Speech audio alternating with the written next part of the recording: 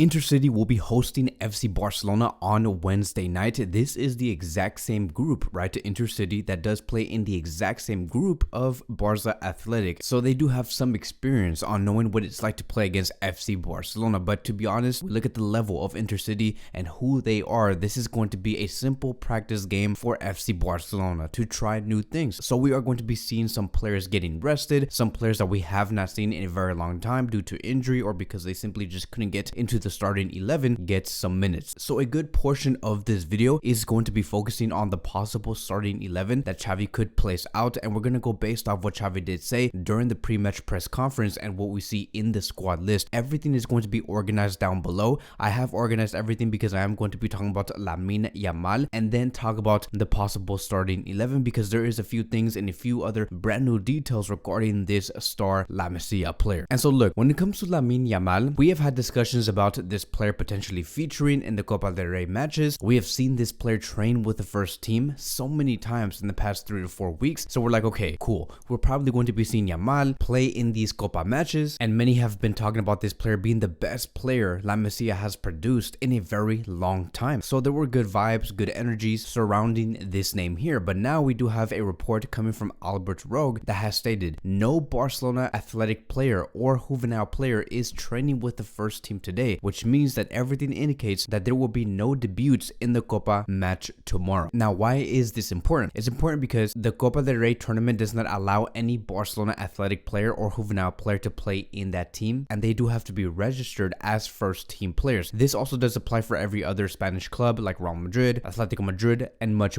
more. And so because Lamine Yamal does fall in that category on not being a first team player, he will not appear in this match. So why even talk about Lamine Yamal, right? Like, why even talk about how Yamal could feature in the Copa matches when these rules were always in place for a tournament like this? Well, I think it's because Barcelona thought that they could renew this player very quick. Like, Barcelona were thinking about renewing this player for the past 4 to 5 weeks and maybe have him become a first team player, but they have not been able to get to that point. So now it's starting to seem like this renewal is going to be taking some time, and it's very unfortunate because I feel like we're going to get another Dembele situation because we are getting certain demands that is coming from around his specific circle. Moises Llorens has also said this: the renewal of Lamine Yamal is a priority for President Joan Laporta, who now he himself will lead the negotiations for it to be completed. And so again, like, I hope it does happen. I hope we do not have another Dembele situation where we have the player being so committed. He loves FC Barcelona. He wants to and believes he can become the best winger in the world,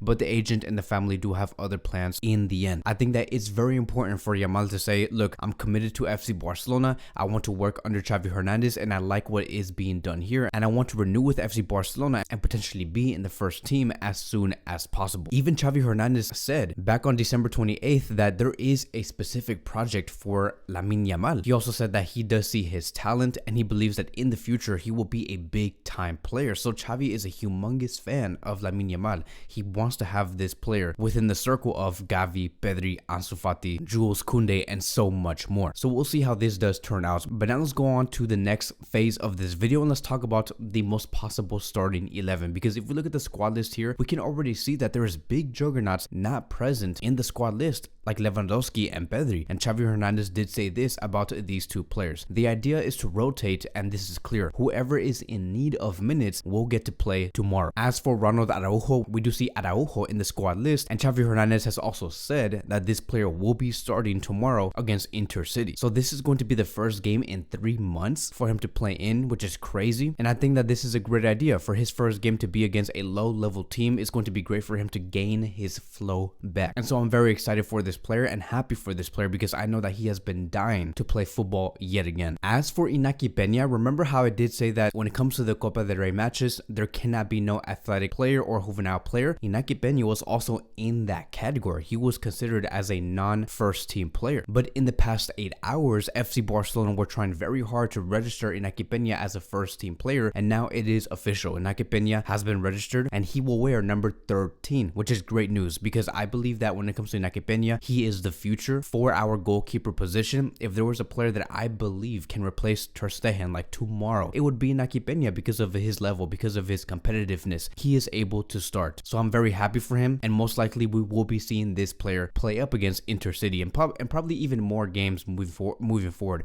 in the quarterfinals quarterfinals, in the semifinals, and maybe even in the finals. So this is a huge moment for Iñaki Peña. Now let's talk about Pablo Torre. Xavi Hernandez has said that Pablo Torre will have important minutes tomorrow. So we have been waiting to see the best of this player, and now we could finally see this tomorrow night. This guy does have the talent. He does have the work ethic. Xavi Hernandez has been talking with this player so many times, giving him advice, and it's normal for this player to struggle and to see minutes, because when you have two generational players in front of you, Pedri and Gavi, of course it's going to be difficult. And then you have Frenkie de Jong, who is also a generational player and also provides that experience. So of course, like I've said, he is going to be struggling to get minutes. But now seeing that Pablo Torre is going to be featuring in the Copa del Rey, Xavi Hernandez is only going to want to add more emphasis on this player. Now, we see Gavi on this list, right? Of course, when we talk about Gavi, Pedri, and Pablo Torre, most likely we are going to be starting Gavi and Pedri. But Gavi did experience like a hip injury against Espanyol. It's not like a serious injury, but it was a moment for us to be very cautious, because we don't want Gavi to encounter any serious hip injury. And I think that that is where Pablo Torre can fall in, because Gavi is going through some injury. I think that Pablo Torre can be in the place of Gavi. And since Pedri is also not going to be there, most likely we could see a midfield of Pablo Torre with Kessie and Sergio Busquets. So here's going to be the most possible 11. We're probably going to be seeing Peña in the goalkeeper position, Bellerin as the right back. I just do not see Koundé starting or even playing any sort of minutes against InterCity, because this player has been playing so many games. He has been in so many minutes. This is one of the players that did leave the World Cup tournament very late, because he was in that final. So he has played the most games. Koundé will be saved for the game against Atletico Madrid. For our center back positions, we will be seeing Eric Garcia with Ronald Araujo, and then Jordi Alba as the left back. Jordi Alba will not be in that game against Atletico Madrid, because he did receive enough yellow cards in that match against Espanyol, which allowed him to be suspended against Atletico Madrid. So he's going to need to play in this match. As for our midfield,